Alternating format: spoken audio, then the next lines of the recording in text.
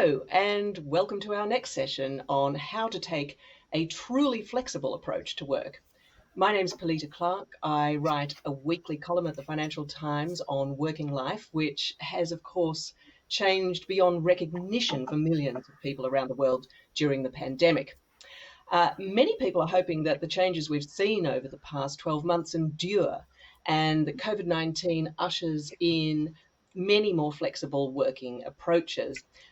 But other people are hoping that we are just seeing what David Solomon, chief executive of Goldman Sachs, has called the aberration of remote working disappear very quickly and will soon be returning to a version of normality, or what was happening pre-pandemic. So we are going to spend the next 50 minutes talking about what's actually likely to happen.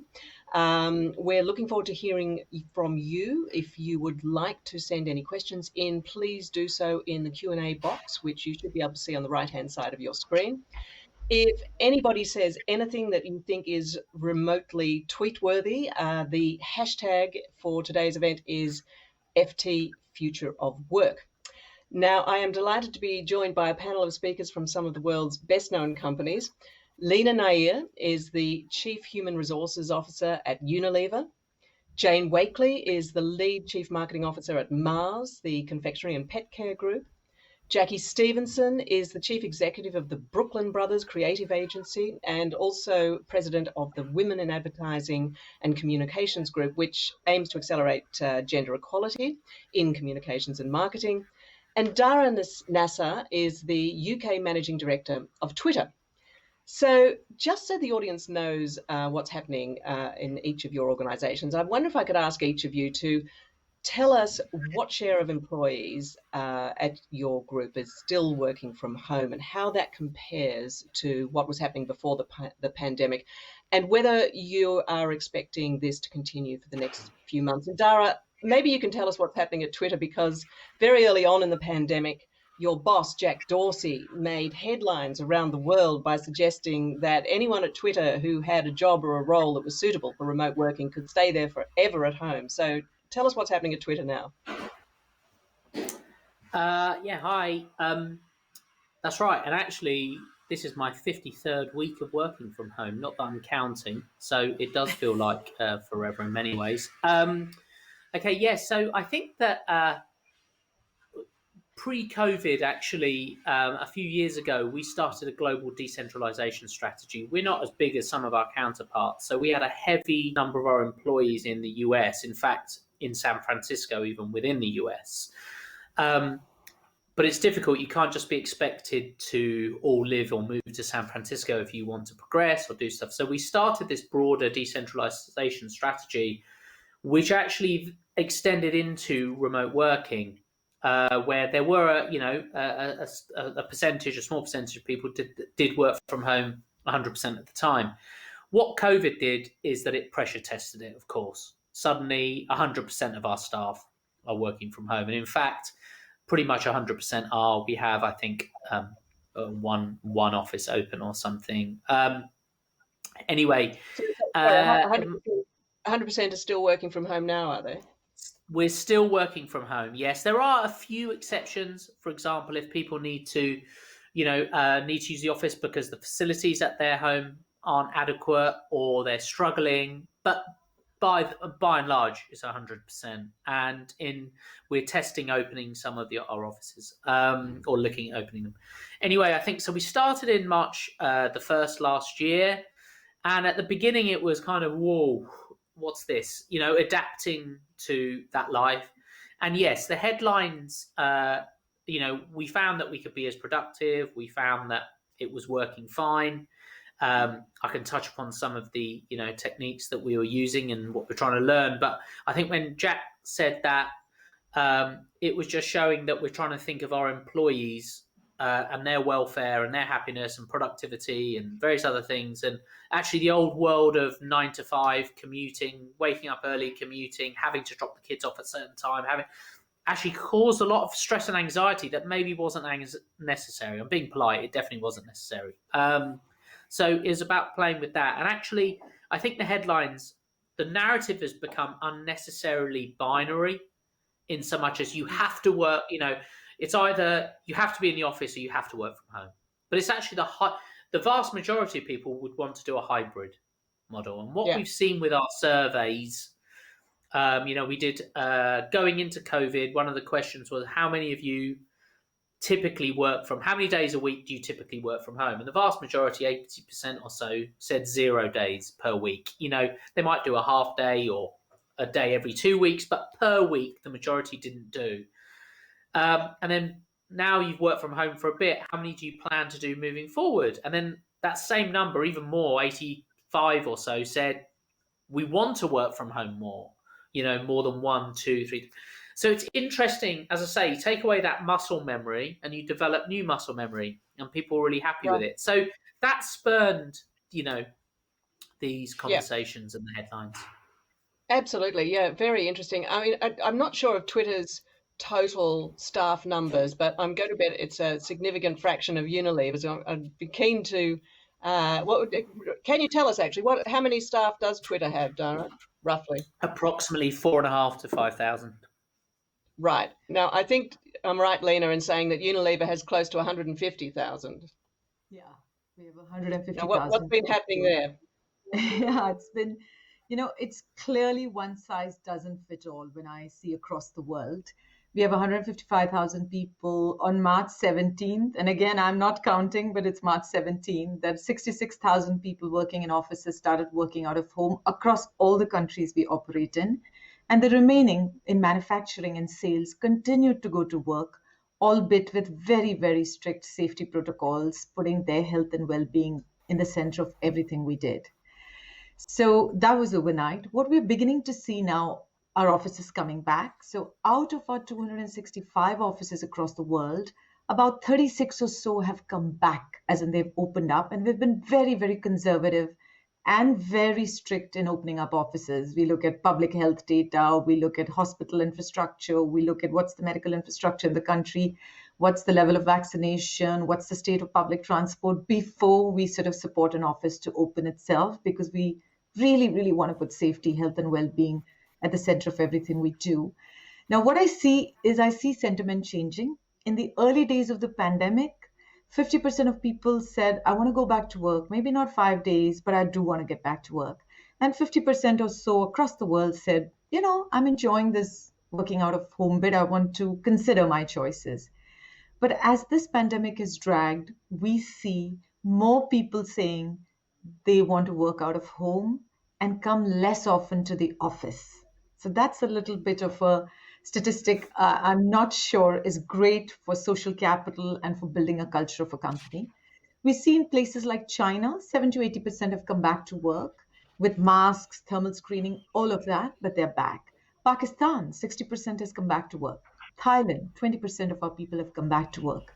Now, one of the things we have to remember is all governments have different approaches to this. And while we are seeing vaccination in our part of the world, there are 130 countries around the world where vaccination hasn't started. And we operate in 100 of those 130 countries. So I just want to emphasize it's not a one size fits all. People are beginning to come back to work in offices that we are opening up, but at a much slower pace than I thought. It's not the revenge, let's all go back into work because I've been dying to meet all my colleagues, let me do it tomorrow. It is a much more thoughtful, I have responsibilities at home, my children are not back at school. It's, I have vulnerable people. I don't think I'm getting vaccination. I'm scared to use public transport. It's much more nuanced and careful return back to work. Very interesting. And of those the offices that have reopened, are they mostly in one area? Are they mostly in the Asia Pacific or East Asia? Yes, a Or are large they... number of them are in Asia Pacific and a few in Middle East. Our Israel office is opened fully, and I think it's having 50 or 60% attendance. And I'll talk about some of the interesting things they're doing because they're figuring out that having meetings with half in office and half at home really doesn't make for a conducive meeting. So meetings are getting remote, for example. But we'll talk about that. Yeah, very interesting. I do want to talk about that. Yeah, I think that's a fascinating issue we're all grappling with. Jane, tell us what's happening at Mars. Yes, thank you. Well, like Lena at Unilever, it's important to understand one size definitely does not fit all. So Mars, we've got over 130,000 associates. And actually, interestingly, 75% of them are either in veterinary healthcare groups or supply, manufacturing, roles where, presence in a place of work, is much more integral than an office-based associate. So just as Lena shared, we've put associate well-being and doing our bit socially to ensure we don't spread the virus at the heart of our policies. So associate safety has come first, and our first priority was ensuring those associates who need to be at a place of work could do so safely, and also had the flexible support to do so, and cope with the challenges their life face. So, for example, we've invested in employee assistance programs in over 50 new markets across the world, and that provides services like helping parents find childcare and so forth. So that was the first thing. For office-based associates, which is the remaining 25% of our associate base, just as Unilever, most of our offices have closed, for very long periods of time over the last year. And, being a global company, I think it's been fantastic to learn, because obviously the pandemic hit different places in the world at different times. And so we very much reapplied that learning, and as a result, sometimes been able to move, very swiftly to do the right thing by offices. And we expect, the future of work, will not look like it did 2 years ago. But as Lena shared, our research shows, and actually the external studies we've used shows that very few people actually really want 100% home-based or 100% office-based jobs. Actually, we're really looking at the future of work being more of a hybrid situation, and planning, work in a way that enables the things that can be best done remotely, and the things that are, that really are important to create an inspiring, resilient, and vibrant culture, which is so important for a company like Mars, that's purpose-led, that's values-driven, and requires, that culture to actually, help associates navigate ambiguous circumstances and be the great leaders that they are. So for us, that's what we're working through. Yeah. I think some viewers may be interested to know that 75% of your staff are in pet care and often veterinary care. That's really interesting. Vet care and supply. So actually, yes, Yeah. I mean, our veterinary healthcare, we're the largest veterinary healthcare company in the world now. And when I joined Mars, which is almost 20 years ago, probably 85, 90% of all of our associates would have been working in our CPG style business. Actually, now we have more associates in the services business than our consumer product goods division. So yes, we've transformed. You moved away from the Mars bars, but that's fine. Very good. We will never move away from the Mars bar. I can't let you say that. Mars remains remains absolutely at the heart, but we've definitely expanded our portfolio. Exactly. That's exactly what I meant to say. Thank you very much for clarifying that. Very important. Now, Jackie, tell us about the Brooklyn Brothers, what's been happening there, and then also if you can just perhaps follow on by talking about why flexible working is important and ideally what it should look like. Yeah, absolutely. Well, the Brooklyn Brothers, I mean, we're part of the Golan Group, which is part of IPG. I mean, IPG has got over 50,000 employees around the world, but our group's around 6,000, and we're primarily based in the UK, some in Europe, and then transatlantic in the States. And we like to think that we're a very progressive business, and we'd given everyone the option to work flexibly, which included working from home if they wanted before the pandemic. But what was really interesting to us is that only a few people actually took up the opportunity. And I would say 90% of the team pre-pandemic were in the office Monday through to Friday. But now our offices remain closed on both sides of the Atlantic, and the whole team is still home working. And this is likely to remain the case until well into the summer, probably September. We're going to begin to start reopening the offices when we can be sure that we can offer a safe return. I will support everything that the panel said so far, that hybrid working seems to be what we're going to be looking at, because certainly talking to our teams, there's so much learning that we've gathered from this kind of whole flexible working experiment, really, that the pandemic's allowed us to conduct. But I think, to answer your second part of the question, and thanks for asking me on this one, because why is flexible working important? And I think, the ability to work flexibly where employees can really vary location, but also crucially, the amount of time that they work and the amount that they work has really been one of the most effective tools to achieve that workplace equality. And I think, particularly for WACL, when we're looking at gender equality, it's one of the most important tools we have.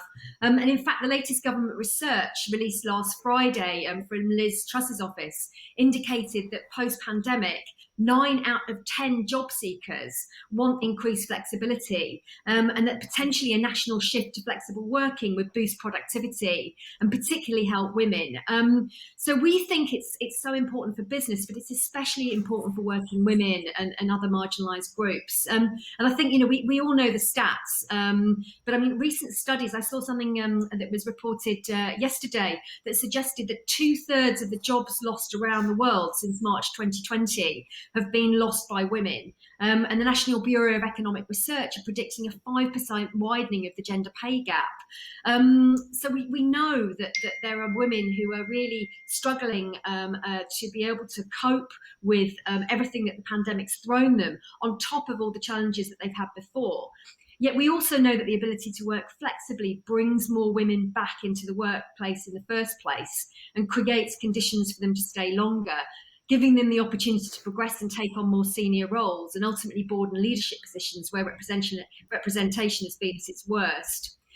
So we think rethinking the way of work is just so vital for working women. But what I love about hearing about the studies that particularly Unilever, Mars and Twitter have been doing is that we can see that working flexibly is beneficial for everyone. So at WACL, we think it's crucially important that as offices start to reopen, we don't just go back to normal. We don't just go back to that factory reset, but we really use this opportunity to encourage businesses to become flexible first. We know it's not going to be easy. It's not one size fits all, but ultimately we think it's crucial for diversity and equality, and ultimately for business productivity and growth. Well, if Mr. Solomon were here with us today, the head of Goldman Sachs, who thinks that everybody should be back in the office and remote working was an aberration, what arguments would you put to him? Jackie, or indeed anybody else who'd like to check in, but Jackie first. Well, I think that he talks about the fact that it doesn't suit his working culture, which he talks about as innovative, collaborative, and a kind of an apprentice culture. But when you look at his pay gap internationally, that's 53% is what they reported for 2019. And I would argue that he's missing out on a 25% increase in productivity, because if he could start to be more flexible, he might attract more women through the ranks and a more diverse organisation, which is going to increase his productivity. So I think he might need to rethink that. Anybody else got some thoughts for Mr. Solomon? No, I'm happy to add from a Mars perspective. I mean, I think, flexibility in employment has long been a sort of a strategy at Mars, but it's not an end in itself. The end is creating a more diverse and inclusive workforce. And, why is that important? Well, firstly, it's just the right thing to do. But secondly, as Jackie very powerfully points out, it's proven that a more diverse and inclusive workforce delivers better productivity, better business growth. So there's a real hard-nosed business reason to do this. And we know that, from all of our data, unleashing flexible working, which remote working is just one aspect of. There's many aspects of flexible working that can really get to the root cause of unlocking a diverse and inclusive workforce. And so for us, for example, we're very clear, using gender as one example, we want 100% of our leadership teams to have gender balanced teams. Now we're currently at 43%. We've made great progress, but 43% is not yet 100. And to get to 100, we recognise we've got to really address some of the root causes that are behind, for example, women not being able to progress or not wanting to progress. And just one example there would be, that we're proud of is we've launched in the UK equal parental leave. So both, however you become a parent, whatever gender you relate to, then you can have 90% pay at 6 months, leave.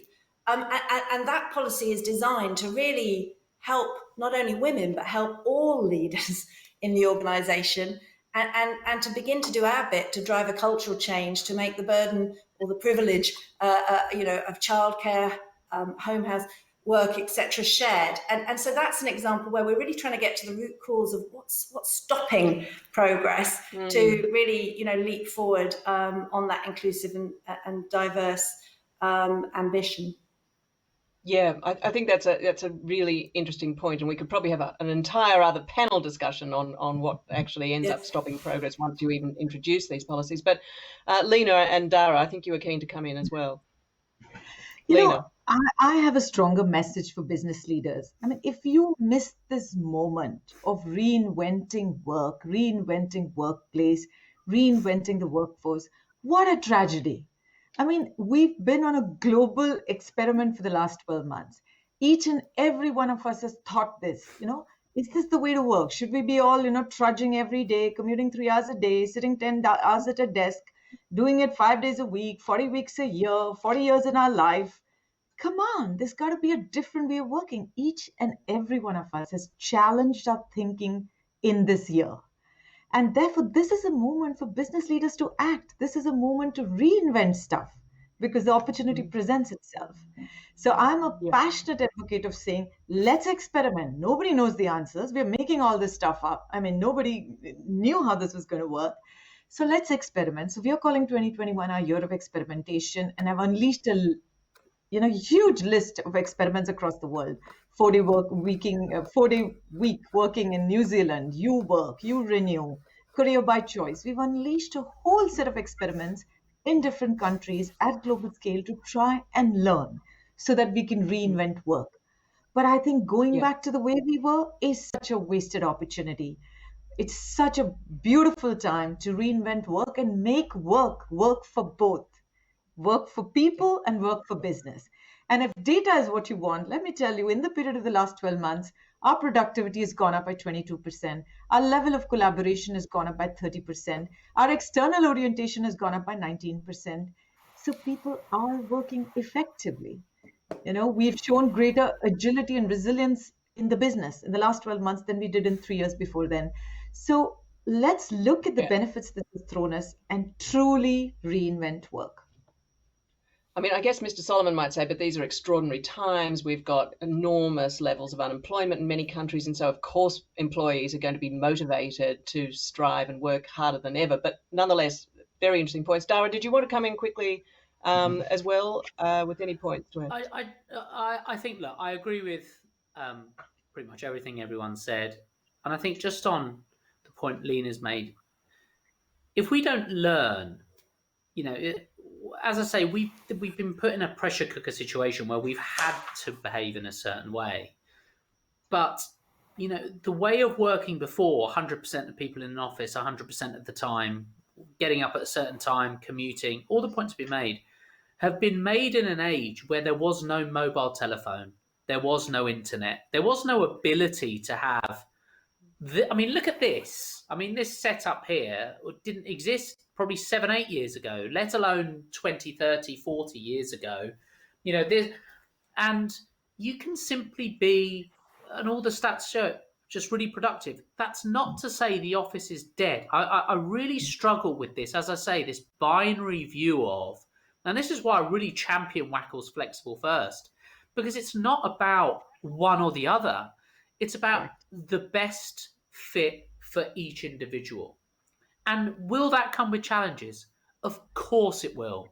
But the rewards are going to be so much greater. And I just don't understand,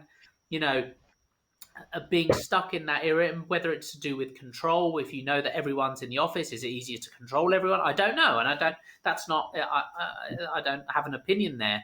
My point is, if you have a happier workforce based on the fact that they're comfortable within their existence, you're embracing technology. Look, if you're not embracing the fact there's the mobile, there's the internet, then what we've seen is that your business probably won't thrive, because you're not embracing it. So, yeah, I'm sorry, I was rambling, but I think the key point is backing up everything everyone said. Yeah. Now, Dara, you did say, I think, that at Twitter you'd come up with some strategies for dealing with having large numbers of people working from home. Of course, if people start to go back as you reopen offices, as all of you are planning in more or less to do in coming months, that's going to become even trickier. And I'm really keen, because I suspect that part of even you may not be David Solomon, you may think that it's actually easier than he thinks to pull this off, but a lot of people think it's going to be incredibly difficult. And Lena, you touched on this when you talked about the difficulty of having some members of a team at home and others at work. So I just wonder, Dara, perhaps you can talk about some of the tricks that you've come up with for making this easier, and then if the other panelists could join in as well and tell us what they've learned. So one thing I want to stress is I don't think it's going to be easy for anyone, but I also think it's going to be really good. Hard doesn't necessarily mean bad. I think hard, it's without using cliche, which I'm about to do. If it ain't tough, maybe it ain't worth doing. But my point is, I think that just some of the stuff we've learned is when we went into this, we're happy not to have all the answers. We're learning as we go. We might make some calls that are wrong. We're happy to reverse and start again. So some of the stuff we did was that we realized, having really, especially when people are having to homeschool, having really long meetings was not conducive to mental health, to anxiety levels. So we capped out all meetings internally at 30 minutes.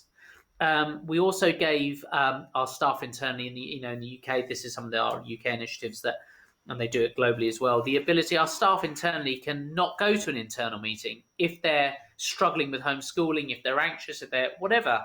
Just let the person know they can't go, and that's totally fine. We don't encourage back-to-back meetings. Try to take some time. There's definitely Zoom fatigue or whatever it is, staring at a screen. Take some time to actually do your work rather than just being in meetings. And also, so that's just some of the kind of day-to-day stuff, but it's really worked. Some of the feedback we've had on that is, I've never missed a meeting, but knowing that I can has made me feel really happy. Has made me not feel anxious. We've also encouraged people who arrange meetings to just be sensitive to certain times of the day, speak to the people, get into a cadence of, not putting things really early or really late or around lunch times. If that's, if they've got children at home or whatever, not even if they don't have children at home, if they just need, you're cooped up in a small flat, sharing Wi-Fi with 33 different people, it's difficult.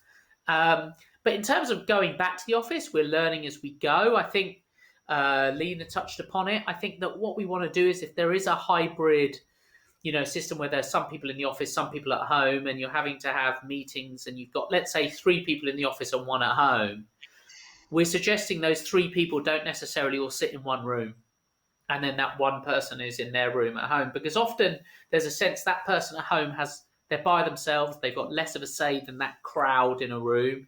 So we're trying to maybe think about examining our workspace to see if it's appropriate to have, like individual spaces where people can dial in. So you all seem like you might physically be in the same location and an IP address or whatever, but you're not all in one room with one outlier.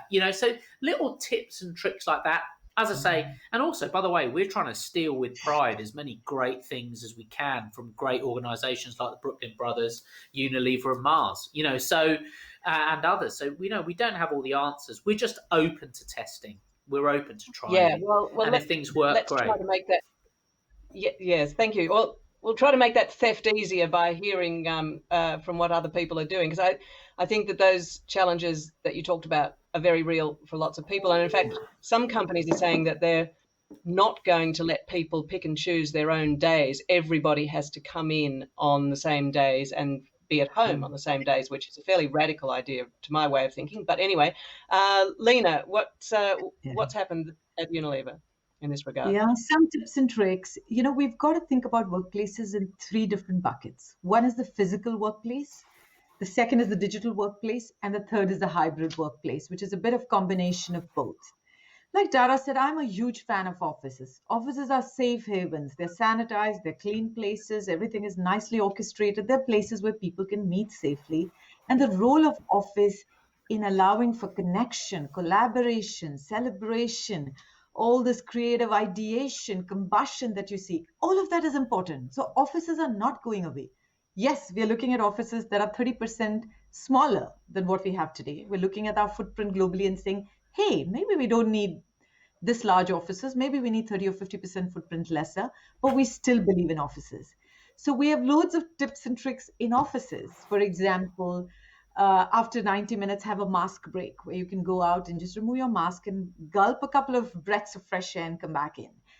How do you have little points of social banter? Because social banter at office is more or less stopped. There's no water cooler movement. There's no coffee break movement because we're putting social distancing everywhere. People are sitting 2 meters apart. It's not that joyous an experience coming to work. So we try and create, a large meeting rooms where 2 or 3 people keeping sufficient distance can interact in a day. So little things like that, being conscious that it's exhausting to wear masks the whole day, providing for some strolls in office, and also being creative, using AI to seize. I mean, we haven't cracked it all, but one of the things we're experimenting is the AI that tells me, hey, Lena, you tend to collaborate with ABCDF, and they are all planning to come to office on a Tuesday. Would you like to consider coming to Tuesday? Because that's when your cohort of collaboration is going to be in. Thank God for technology. We can dream about doing these things. In the digital workplace, and have you actually already introduced those things at Unilever, Lena? Have you actually got those programs working? We've got some of the experimental technology behind it. We're partnering with Microsoft to try it in small teams before we do it at scale in an entire office. But trying to suggest to people which days they can come, because we certainly don't want nobody coming into office on Friday and Monday and everybody coming in on Tuesday, Thursday, Wednesday. That's not great for office space. That's not great for how to work. So we're thinking how to combine the right cohorts to come in on the right days. As far as digital workplace are concerned, loads of tips and tricks. Everything is virtual, from virtual escape rooms, virtual campfire sites, virtual social, virtual cocktail making. We're really encouraging teams to build space for hangout time where there's no agenda, no focused transaction, but just time to breathe. One of the, I was completely stunned to hear that we've had 15,000 hours of mindfulness sessions in Unilever. I mean, most of my colleagues, if I ask them to breathe, would say, what? Breathe? Mindfulness? Meditation? This is all, funky stuff. Don't believe in it. And now we have 15,000 hours where people have dialed in to just meditate, breathe, not get overwhelmed. So you've got to do all of that. Yeah. And in a hybrid workplace. What about you said your Israel office, where of course they've rolled out the vaccine at quite a pace. They're back at work, I gather. The office is open. And what have you been able to learn from their experience? One of the things is a bit what Dara was saying. All meetings are remote. We're not having meetings where half are sitting physically in an office and half are sitting virtually at home and feeling like they're second-class citizen. But it's remote meetings. All meetings are remote. You go to office. Really? But you can't meet in person in the office. You can, if you are setting up a meeting that involves people that are at office and at home, then it will be a remote meeting. So the 3 or 4 of you in office will actually be dialing in like this and talking to remote colleagues and doing the meeting. But if you're having a meeting in the office with 3 people who all turned up into office because they're part of their cohort or that's their day of working, fantastic. Go ahead and have a physical meeting, no problem. So the point I was trying to make is you can't have one size fits all again. You have to think, what are the norms to crack a physical workplace that feels like it's more human and allows for social connect? How do you make the digital workplace work? And you've got to think of norms that makes a combined, a mixed, a hybrid workplace work. And like everyone, we're experimenting. I wish I could tell you, here's the magic guidebook, all answers in here, Palita. It's a little bit more about trying, testing, listening to employee sentiment, which is one of my sort of advice to Goldman Sachs. Ask your employees, do they want to turn up all 5 days to work in exactly the way they did a year ago? So it's a bit of Tell experimentation, us, learning it. tell us quickly, Lena, just what's happening with your 4-day-a-week pilot.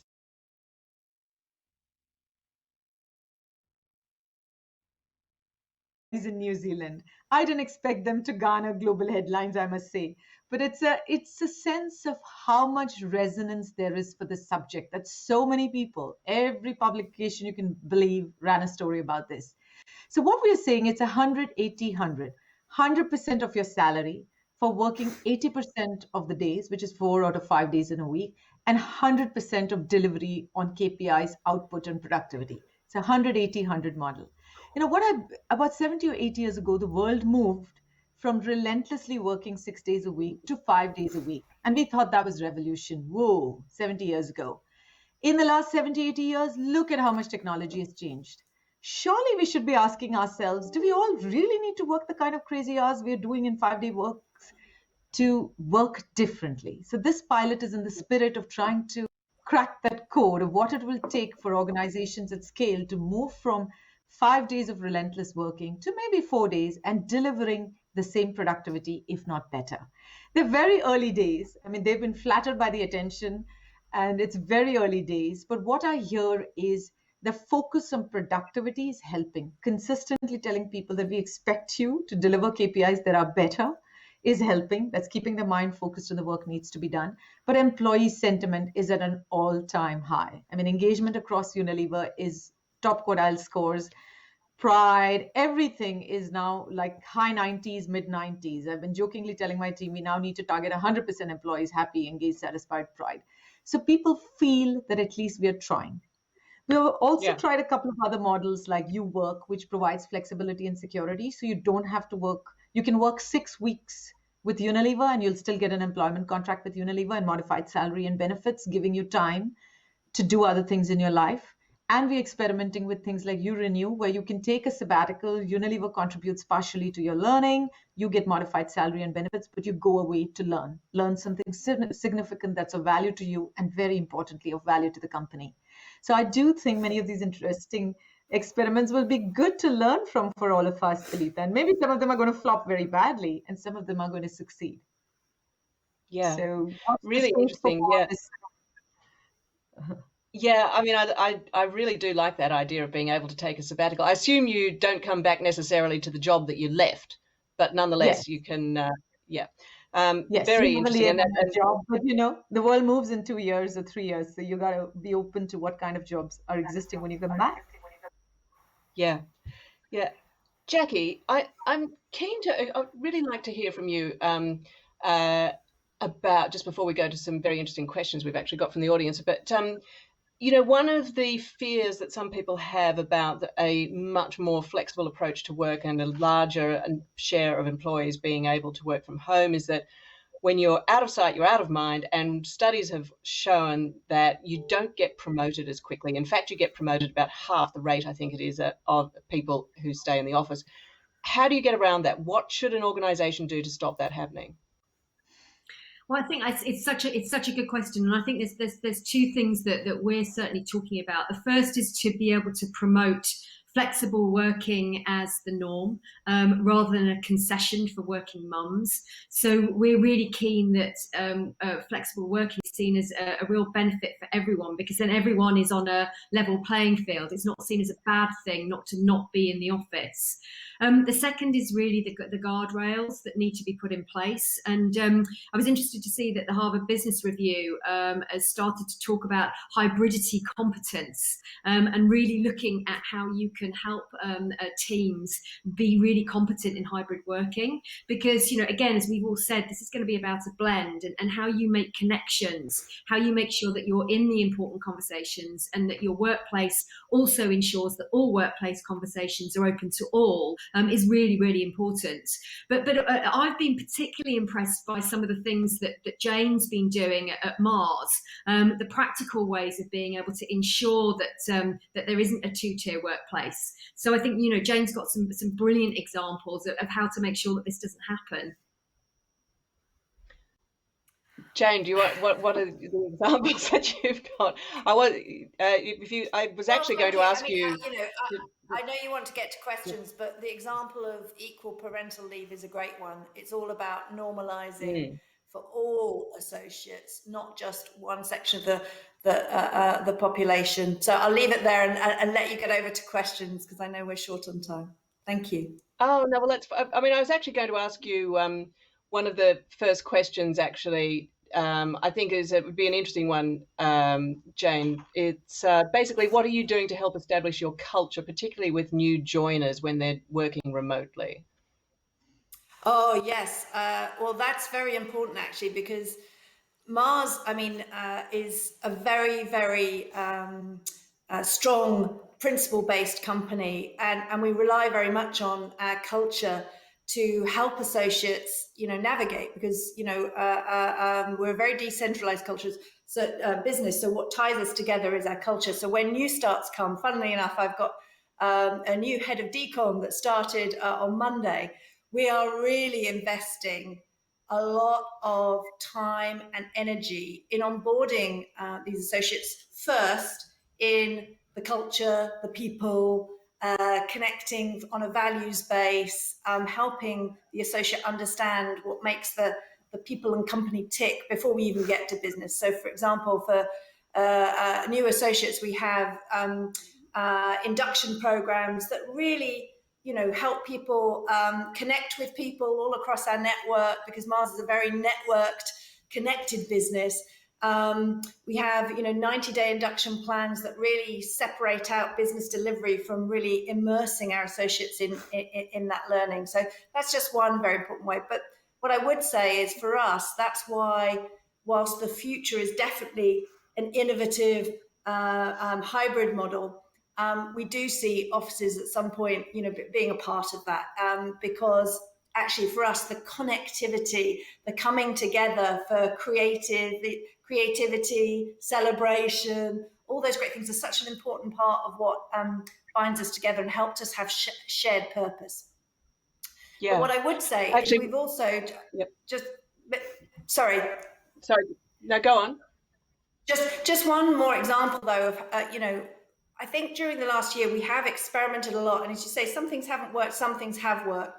One of the amazing learnings I've personally been involved with is we launched a new marketing transformation program back in November. Normally, we would have done this, with a big conference, the top 250 leaders, coming together, and then a cascade. Instead, and driven, to innovation via the pandemic, we actually reached all 2,500 associates, marketing associates, agency partners in one 4-day festival that was flexible to time zones. And what was amazing about it was it created this culture of connectivity. And for those 2,500 people, yes, we had plenaries, we had sort of shared experience, but we also had breakouts in groups of 4 or 5 associates at a time. So you still got that intimacy of meeting people from all over the world, learning from each other. And for me, that's just a great example of where I think we've managed to use technology and new ways of working to actually accelerate both our culture and our performance. That is a very interesting example. Actually, one of the other questions is relevant to everyone, really. I mean, you mentioned use of office space there. One of the questions is, as more of your employees adopt hybrid working, do you think you will downsize your office space? Is anybody here planning to downsize any office space anywhere? Yeah, we are looking at 30% reduction in offices in many places. We're challenging the scale of our footprint, but the remaining 70%, we're changing it for more collaborative spaces and less individual work desks and focus spaces. Okay. Dara, what about at Twitter? We haven't changed our strategy to offices. As you mentioned before, we're a much smaller company in terms of headcount than Unilever. So and others, but I think that no, we're not changing. One thing we did do, which is quite interesting, is as part of of looking at this whole as the workplace decentralization, remote working, just before the pandemic, is we found that workplace strategy would sit, the org would sit in finance, under our finance wing, but actually we moved that to be put into our people wing. So when we look at office space, what we do within it, it's now within essentially the people HR function, because the people make that office space what it is, rather than the cost of the office space or whatever. So that has been really beneficial, I think, and I think it's just a good, again, mind shift about the priority of our space. But no, in terms of our pure office space strategy, it remains the same. Yeah, interesting. Jane and Jackie, any moves to downsize? We've done something interesting in our Golin Los Angeles office. We've actually let the lease go on our main big office in downtown LA, and we have used that to be able to open up smaller offices across Los Angeles that people can come in and work from. So rather than it being one big space, we've got lots of different workspaces, which have got kind of different mini ecosystems, really, in terms of the way that they feel and the way we've laid them out, to allow people different spaces that they can work around the city. And I think we're going to be watching that quite carefully to see if that's actually going to be a more productive way of being able to bring our teams together in a very, hybrid working space going forward. Gosh, that's interesting, because a lot of people are talking about that, but I think you're the first person I've spoken to who's got someone actually doing it. And how many people are involved? How big is the office there? We've got around 350, so it's not a one of our biggest offices. But I think the office space is very important, particularly in the city when everyone is kind of so spread out. So it's going to be interesting to see how that works. But again, to the point that I think both Dara and Jane made, we talked to the teams about what they wanted an office space for, and I think having these different smaller offices rather than one big that everyone had to commute to is just going to be so much more effective, and we hope good for productivity. So yeah, we'll watch this space. Very interesting. Couple of other interesting questions here. I'm not sure who to address this to, but it's a good one. Will the homeschool generation of young people demand and drive change from their employers in future? I have no idea what the answer to that is, but it's an interesting idea, that the fact that we've got a generation of kids now who are used to being schooled at home. I don't know. What do people think? Any thoughts on that? I can only tell you, my daughter and son literally raced out of the door yesterday, going to school for the first time after weeks. So I think we can count on new generations to always innovate and push the boundaries. And I think we need that. And I think often, out of the mouth of babes come insights, which, we should all take very seriously, because often they see things with fresh eyes and help us innovate. So yeah, I know my daughter has plenty of feedback for me. Yeah. Just building on Jane, we are seeing the millennial generation and Generation Z really, really forcing us to rethink what work needs to look like. So I think they will continue to challenge it. Yes. Yeah. We can work differently. I suspect you're very right. Now, this is one I think that will resonate with a lot of people just in our remaining minute or so that we have left. Do businesses need to let employees know their future flexibility plans to help staff plan for their own flexible futures? I'm assuming the answer is going to be yes, but maybe not. Maybe not. What's been the experience of all of you? Dara. I think